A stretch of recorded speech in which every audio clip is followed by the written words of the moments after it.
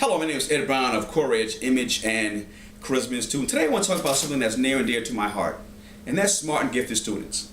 As a student in elementary and high school, I was also part of this quote-unquote smart and gifted genre.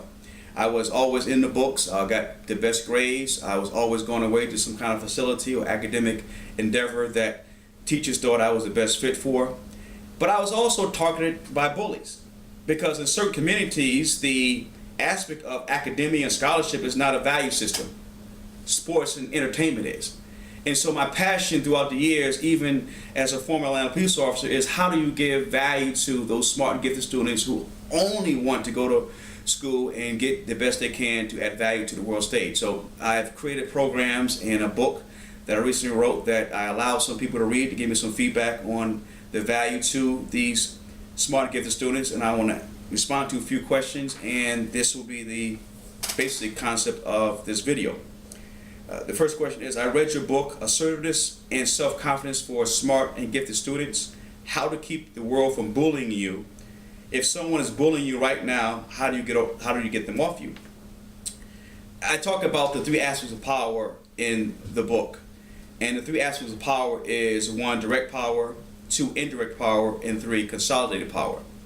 If you don't have direct power, the ability to get someone off you physically by pushing them off you or telling them in a louder voice than they actually are imparting to you, then indirect power is about reaching out to other people. That could be your teachers, that could be the school administrators, that could be your parents.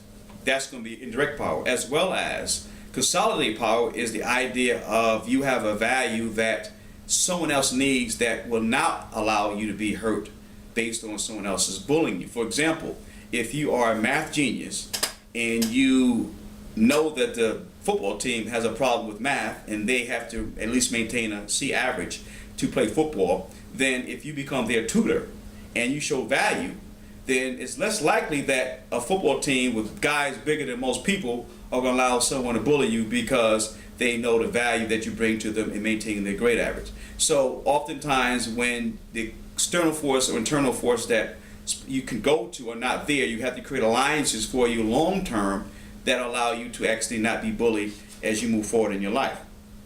And this is kind of goes to the second question also. Your book was geared to the power struggle we all will face throughout our lives. What is the one thing you learned about bullying as a police officer with Atlanta? The one thing I learned about bullying even as an adult is that physical bullying does not necessarily carry into your adulthood. People grow out of that. At a certain point in time, you become the same size as the bully, and the bully no longer bullies you because he can't overpower you. But the psychological power of bullying persists throughout your life. Whether you're in a store at Kroger's or Publix or whatever, somebody jumps ahead of you because they feel that they can, or whether someone loud talks you or disrespects you or challenges you verbally, that's all part of bullying. So as an adult, the psychological games of bullying don't stop. You have to, again, have the afforded tools and necessity and the confidence and self-assertiveness to disallow someone to actually bully you. So those are the things that we talk about as relates to the power struggle. I remember when I was in my early 20s, my Aunt Ann told me, as you get older, your battles become less physical and more psychological. And I've come to see that to be true.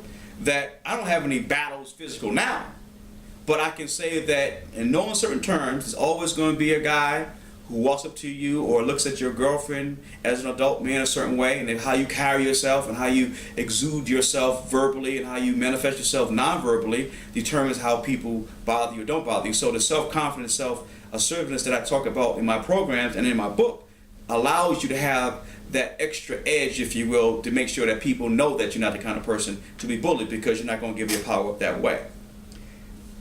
3, I have read Machiavelli's The Prince in the past. Your thoughts on power sound familiar. Have you been influenced by Machiavelli, and how? I can say absolutely I've been influenced by Machiavelli's The Prince, because in Machiavelli's The Prince he talks about power, the acquisition of and the maintenance of power. And he also says that power is to be utilized based on the need of the situation. So every situation is not always physical, it's psychological. Even when you're being bullied physically as a child, the psychological dynamics you bring to bear on the person trying to bully you has everything to do with that person's ability to bully you. For example, if you play on the person's psychology, if you play on the person's insecurities, or if you just say, hey, what do you really want from this situation? The bottom line is you'll constantly get suspended from school. Yeah, you might win the battle, but I'm going to win the war. So if you play to their logic, their rationale, their fears intellectually, then you'll win because you're playing a psychological game early on in the same psychological game you'll play when you become an adult. So Machiavelli has influenced me by understanding that the game of life is a psychological game, that the bullying that manifests in childhood also presents itself in adulthood, but in a different form. So your ability to self-affirm, to self-assert, and have self-confidence will determine how successful you are, not only as a smart and gifted child growing up, but also a smart and gifted male or female as an adult.